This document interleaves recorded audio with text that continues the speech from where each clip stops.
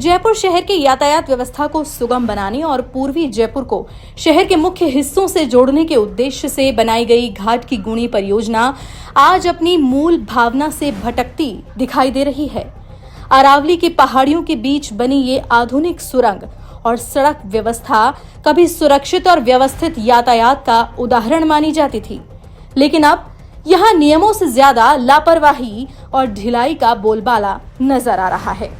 इस परियोजना के तहत सड़क चौड़ीकरण, सुरक्षा बैरियर, ढलानों की कटिंग, ड्रेनेज और हाईमास्ट लाइट जैसी सुविधाएं दी गईं, ताकि हादसों पर लगाम लग सके।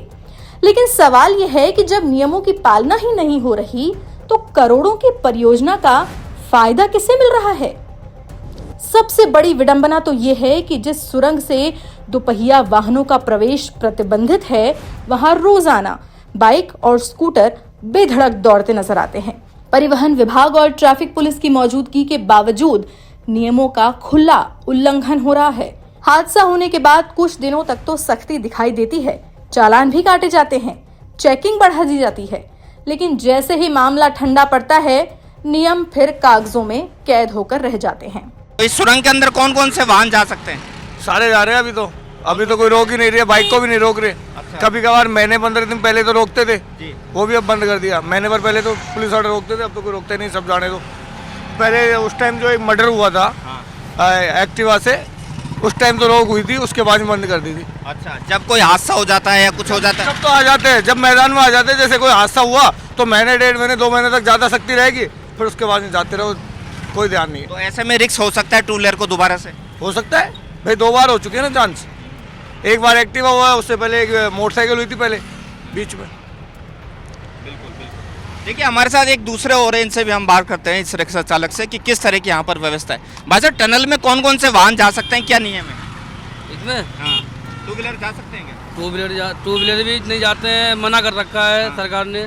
ई रिक्शा भी मना कर रखा है, लेकिन फिर भी लोग बाग जाते हैं। तो अब क्या लग रहा है, कौन कौन से वाहन जा रहे हैं? अभी तो सभी जा रहे हैं यहाँ पर। तो हादसा होने की गुंजाइश रहती है? बिल्कुल सर, हादसा तो होने की गुंजाइश रहती है इसमें। बड़ी गाड़ी तेज आती है इसमें अंदर। कभी हादसे हुए हैं इसके अंदर? हाँ, हुआ चुका ना अभी एक बार, बस से और ई रिक्शा पलट गया था इसके अंदर।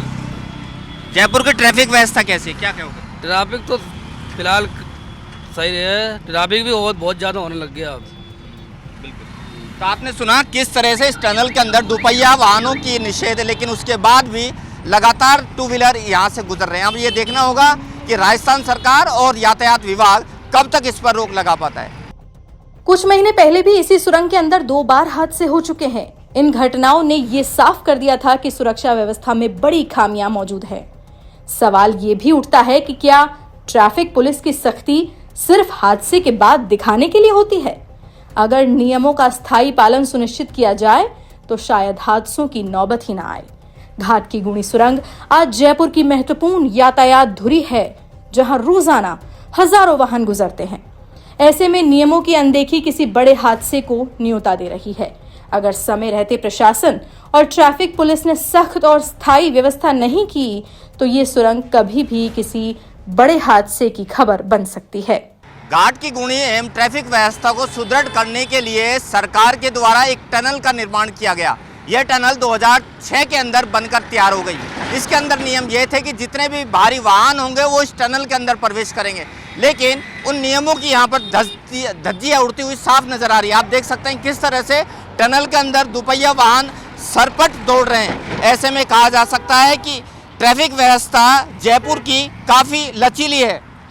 आगरा रोड का ये दृश्य मैं आपको दिखा रहा हूँ। जयपुर से आगरा की तरफ जाने वाले वाहनों को किसी तरह की कोई परेशानी ना हो, निजात मिले उन्हें ट्रैफिक व्यवस्था से, इसके लिए एक टनल का निर्माण यहाँ पर किया गया था। करीब 30 करोड़ की लागत से इस टनल का निर्माण किया गया था और एक मुख्य उद्देश्य था कि जो टू व्हीलर है उनको किसी तरह की कोई परेशानी ना हो। लेकिन यह उद्देश्य कहीं ना कहीं धूमिल होता हुआ नजर आ रहा है, क्योंकि यह नियम यहाँ पर फॉलो नहीं हो रहा है। तस्वीरों के माध्यम से आप देख पा रहे हैं कितने टू व्हीलर है जो इस टनल से होके जा रहे हैं, जबकि नियम यह है कि घाट की गुनी के अंदर बनाया हुआ जो अंडरपास है उसके अंदर से टू व्हीलर और बैलगाड़ियाँ यहाँ पे जाएंगी, लेकिन इस टनल के अंदर भारी वाहन जा सकते हैं। लेकिन इस टनल के अंदर टू व्हीलर वाहन सरपट दौड़ रहे हैं। ऐसे में कहा जा सकता है कि जब कभी भी कोई हादसा होता है तो ट्रैफिक व्यवस्था यातायात विभाग को यहाँ पर नियम कायदे नजर आते हैं, सरकार को भी नियम कायदों की याद आने लगती है और टू व्हीलर को इस टनल के अंदर से जाने से रोक दिया जाता है।